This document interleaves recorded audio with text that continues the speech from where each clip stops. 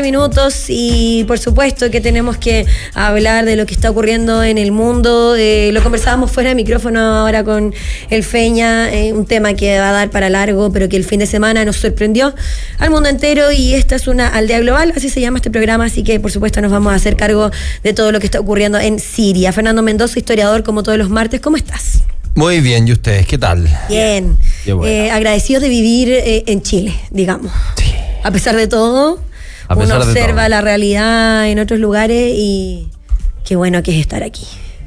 Lejos del caos. Bueno, sí. Acá tenemos nuestro caos, pero claro, como dices tú, no se compara a lo que pasa en otro nivel de caos, latitudes del mundo. ¿Qué pasa en Siria, para ponerle contexto, para entender un poco lo que está ocurriendo allá, Fernando?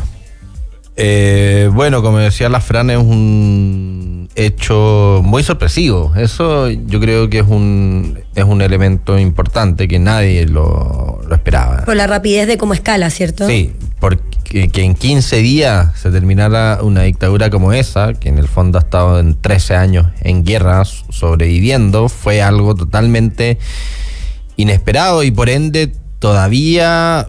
O lo que he visto en comentarios y en podcast, como que no, como predecir cosas y como interpretar esta nueva realidad es bien es muy inesperado, porque la familia Assad tenía el control de Siria hace 54 años. La dictadura de los Assad parte con el padre del ex presidente de Siria, quien a través de un golpe de Estado se toma el poder en 1970. Y desde ahí en Siria gobierna esta dictadura bastante totalitaria, en el sentido que no había ninguna tolerancia por la oposición política, de tipo policía secreta, persecuciones. Era una dictadura muy brutal, incluso comparándolas con otras del barrio, en ese sentido. ¿Tales como? Egipto, por ejemplo. Bueno, Egipto está un poquito más estricto ahora, pero no sé. Bueno, Túnez ahora también es una dictadura, pero en el fondo esto era como tipo norcoreano, una propaganda muy invasiva. Yo estuve en Siria justo un mes antes de la guerra civil. Mira. El 2011. Porque el 2011 hice un viaje al Medio Oriente y ese año justamente ocurrió la llamada Primavera Árabe. La Primavera Árabe fue este movimiento de protestas populares que sacudió a diversos países de habla árabe, Túnez, Egipto, Siria, Yemen. De hecho, yo estaba en Egipto cuando estalló la Primavera Árabe, porque el primer dominó en caer fue Túnez, que fue a principios de enero del 2011. Túnez también era una dictadura que llevaba 20 años, enormemente corrupta. También en estos países árabes la pirámide poblacional es como muy piramidal, en el sentido de que hay una base muy amplia de juventud en la cual estas dictaduras no logran dar trabajo ni oportunidades, que genera angustias muy grandes. Entonces, todos con grandes problemas económicos en general. Grandes problemas económicos. Porque se piensa en los países árabes desde acá, y los que hacen noticias, uno piensa, no sé, Qatar, si estos estados millonarios con estadios de oro, pero obviamente eso no es el caso de todos los países, no, mucho menos de países como Siria. No, porque Qatar al final es una península que mide 90 kilómetros y tiene una cantidad irracional de dinero, entonces son otros conceptos, realidad. son otras realidades, son casi excepciones a la regla. Entonces, de hecho, me acuerdo, estaba en Egipto, y el guía llegó como muy conmocionado, como vieron lo que pasó en Túnez, porque era algo muy inusual en el mundo árabe que protestas populares derrocaran a un dictador. Y el guía fue como, miren lo que pasó en Túnez, qué impresionante. Y me acuerdo haberle preguntado, ¿tú crees que va a pasar acá, en Egipto? Y él me dice, no, porque la gente está tranquila o porque el pan está subvencionado. La cosa es que me fui de Egipto y a la semana revolucionaron Egipto.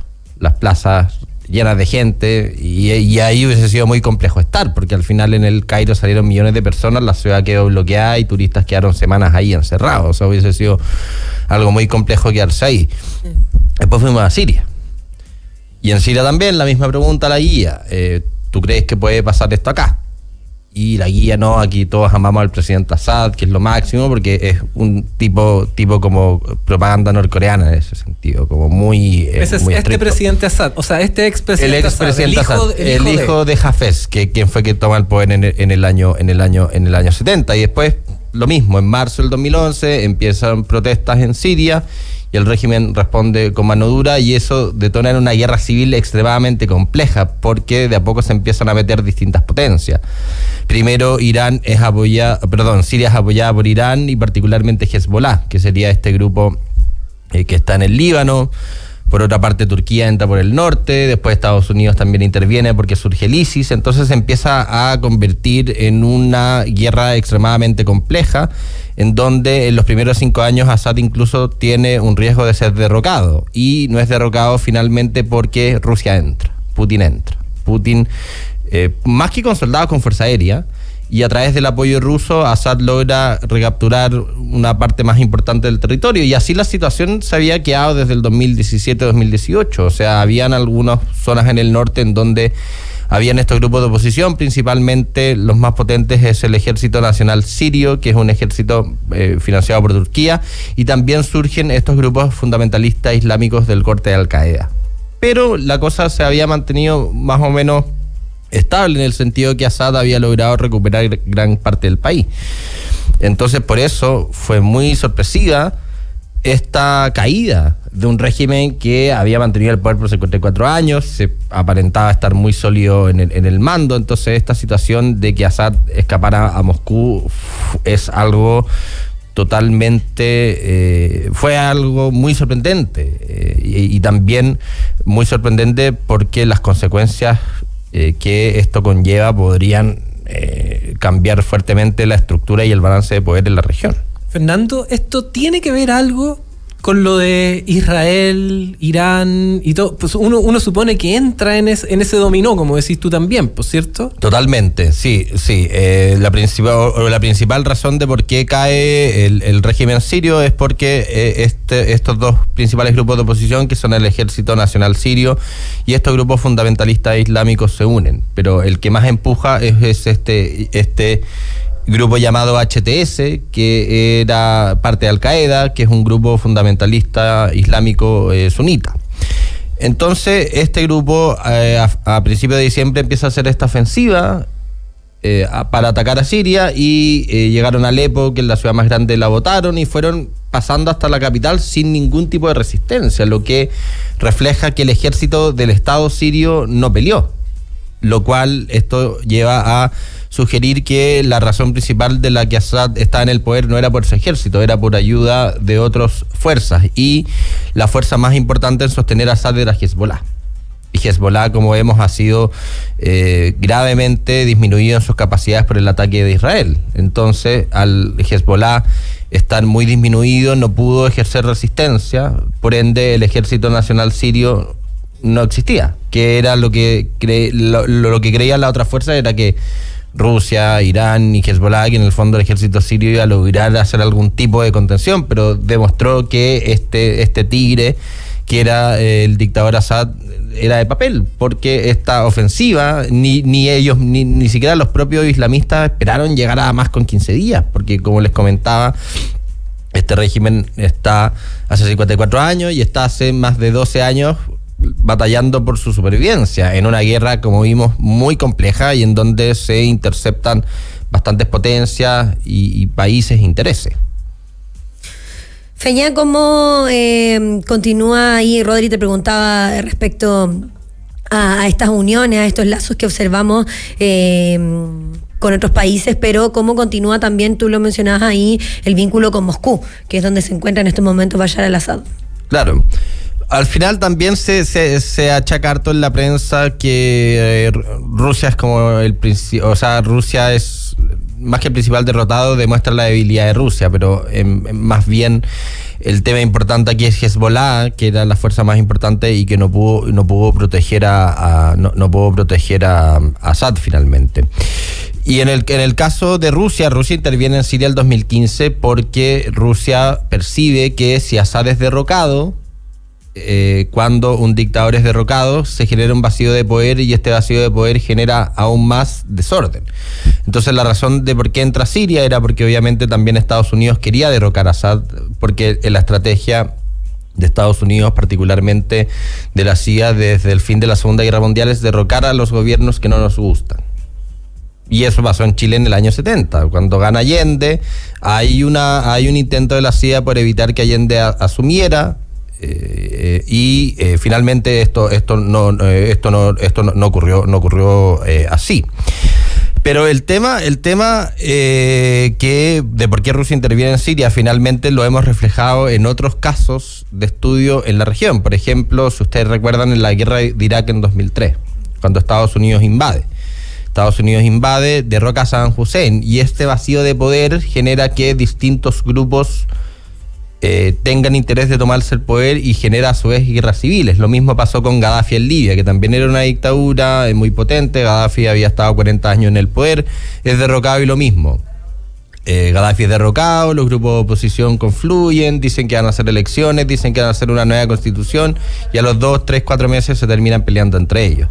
Y eso es lo que probablemente va a pasar en Siria, porque ahora en Siria, como vimos, hay distintos grupos de oposición. El más potente es este grupo fundamentalista islámico, que es del corte de Al-Qaeda. Entonces, ¿qué va a hacer este grupo cuando logre consolidar el poder? ¿Cómo va a tratar con Israel? ¿Cómo se va a relacionar con Irán? ¿O este grupo va a ser lo suficientemente cohesionado como para mantener la funcionalidad del Estado sirio? ¿O van a haber o este mismo grupo se va a partir? ¿O otros países van a intervenir para derrocarlo? Entonces es el punto. Cuando derrocas a un dictador, generas un vacío de poder, y este vacío de poder incluso genera más cosas más cosas que no se pueden predecir. Entonces por eso es una situación complejísima, porque insistir que nadie se lo esperaba, nadie esperaba que esta dictadura cayera en 15 días, y abre muchos cuestionamientos, porque ahora la oposición dice, vamos a hacer un gobierno de transición en 18 meses, vamos a hacer elecciones o nueva constitución. Pero también sería un país que prácticamente no ha tenido una experiencia democrática. O sea, imagínate, 54 años con esta dictadura familiar, que son las peores, porque al final las dictaduras familiares son las más corruptas, porque ponía al tío, sí, al primo, y esto. Aparte que era una dictadura familiar. Hasta el concuñado agarra. Hasta el concuñado, y una. Asume que van a seguir generación tras generación. Eso, es el punto. Y además es interesante porque esta familia era de una minoría religiosa, que son los alawitas. Y la familia Assad, a nivel total, era como entre el 10 y el 15% de toda la población. Es decir, era una dictadura minoritaria, y eso lo hacía ser aún más corrupta, porque toda este pequeño grupo religioso tenía el control del Estado. Y ahora tú tienes que este otro 80 o 85% de la población que son sunitas, ahora tienen un gobierno, y en el fondo de su mismo tema político. Y esto también generaba como resentimientos en la población siria, porque al final Siria está alineado con Irán, alineado con el Líbano, que son potencias chiitas, y eso también generaba resentimientos dentro de la mayoría religiosa que hay en Siria. Y por otra parte, también los principales cargos del Estado y el principal poder lo tenía esta minoría, y eso también generó que el pueblo se alzara en contra de esta dictadura. Porque aparte de ser extremadamente corrupta y estar 50 años en el poder, el país también está hecho bolsa. O sea, porque ahora los refugiados quieren volver. Imagínense que esta guerra desplazó a más de 10 millones de personas, 7 millones fuera de Siria. ¿Vieron los videos de los tacos? Fuera de Siria, claro.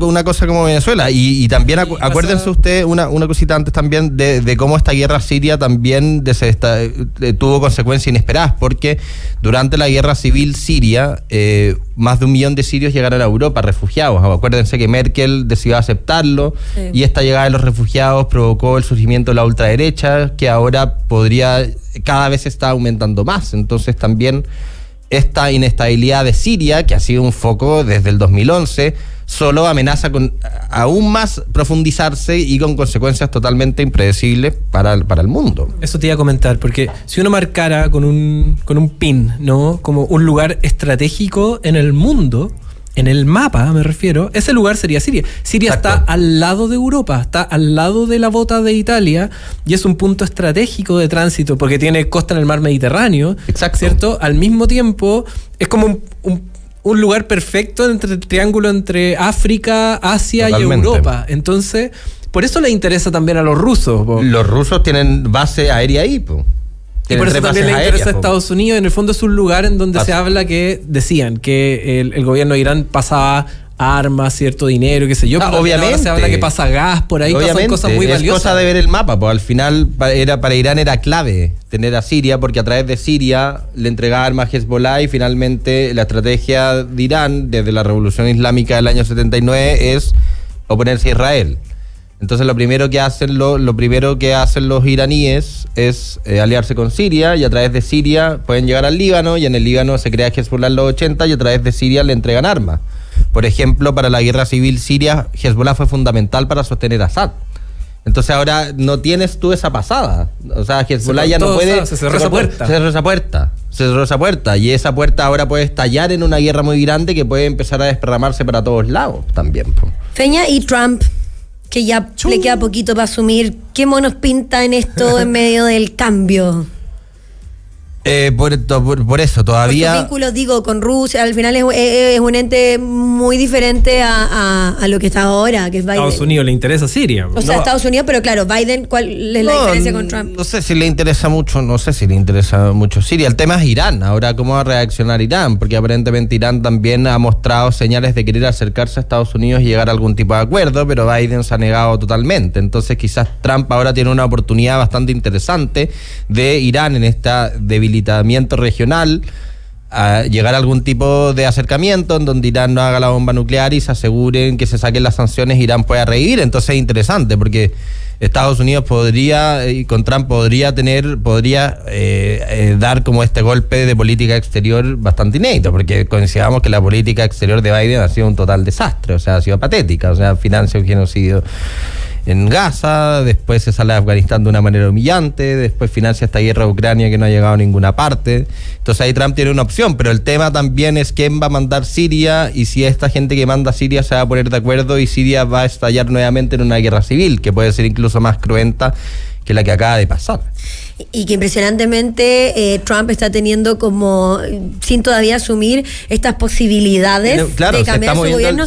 No solo en eso, sino que lo que pasó con Biden de lo de su hijo, al final él ahora se está agarrando de eso para ver la posibilidad de zafar todo lo de Stormy Daniels. También. Porque dice, como Biden lo hizo con su hijo, entonces a mí también deberían como eliminar toda culpa respecto a estos temas legales que él tiene pendientes. Como que Totalmente. Trump es un beneficiado hasta el momento. Sí, muy a priori se podría decir que Irán en esta situación de debilidad podría querer acercarse a Estados Unidos, y Trump podría también querer llegar a algo, pero todavía es muy temprano decirlo, y por otra parte también la política exterior estadounidense se suele dominar sola, porque siempre es como ya va a llegar Bush, va a llegar Obama, va a llegar Trump, pero siguen haciendo lo mismo. Entonces Trump va a lograr como dar vuelta a esta política exterior tan destructiva que ha tenido Estados Unidos. No, por supuesto no es fácil. Complejo el tema sirio. O él tendrá la capacidad, o él también quizás entenderá el problema que está pasando, quizás, no sé.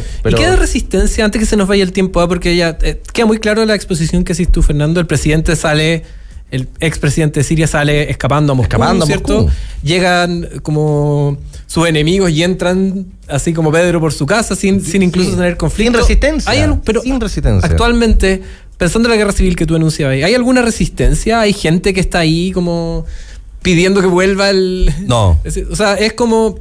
Siria ya cambió. El Estado se evaporó. El antiguo régimen, por decirlo de alguna manera, se evaporó. No existe particularmente porque era un régimen de minoría, que por ende las mayorías estaban excluidas de las fuentes de poder. También era un régimen que tenía una religión distinta a gran parte de Siria, y que la gente también ya estaba harta. Pues imagínense, Bashar al-Assad está desde el año 2000. Claro. Un país muy, muy pobre, arrasado por la guerra. Entonces también en parte esa impopularidad o esa incapacidad de él de hacer reformas y llegar a algún tipo de acuerdo también lo terminó boicoteando, porque por ejemplo Assad hace un año los países árabes le habían vuelto a dar bola, lo están invitando a las cumbres, y aparentemente le estaban llegando lucas para reconstruir Siria, pero aparentemente esas lucas se fueron para los generales y para todo. Es como una cosa quizás como tipo Venezuela también. Vamos a seguir observando lo que ocurra con Siria y cómo eso afecta al mundo entero. Más que nunca hace sentido el nombre de este programa, Aldea Global, así que qué mejor que hacerlo de la mano tuya, Feña. Gracias por venir, y te avisamos cualquier cosa que ocurra para que te vengas aquí. Recién empezando y Y sí, está cambiando muy rápido, así que... Queda mucho análisis, por supuesto. Sí. Siria, desde la perspectiva histórica también de Fernando Mendoza. Muchas gracias por estar con nosotros. Gracias, te pasaste. un gusto. Viene Metrópolis Central, también harta movida deportiva que comentar, así que nosotros ya nos vamos. Cuídense, que estén muy bien. Chau, chau. Chao.